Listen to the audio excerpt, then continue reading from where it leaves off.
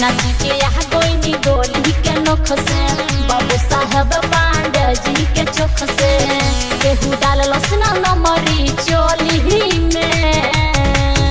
अरे ठीक से कमर हिलौना सब अरे ठीक से कमर हिलौना तया झूठंगा जैबू आहिर टोली में। ठीक से कमर हिलौना तया झूठंगा जैबू जादो टोली में। अरे ज्यादा जी से बच जाए करे जाए।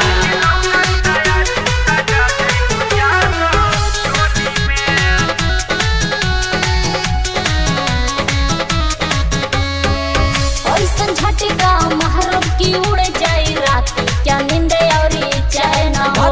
बही अंडू पंडू के हाई न हम सुना हाई खेसारी के पाइने हो। ऐसन झटका महरब की उड़ जाई रात क्या नींद और चैन हो। न सुधर अंडू पंडू के हाई न सुना हाई खेसारी के पाइने हो। रहत न गम बा बोली में। अरे खाली अरे ठीक से कमर हिलौना सब रखी। और हम बिजली हई। अरे ठीक से कमर हिलौना तया झूठंगा जैबू आहिर टोली में। ठीक से कमर हिलौना तया झूठंगा जैबू जादो टोली में।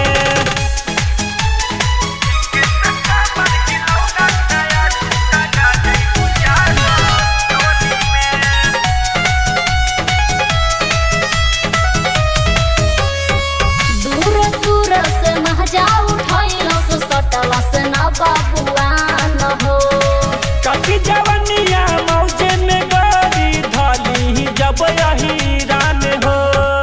दूर दूर से महजा उठैलो सटल से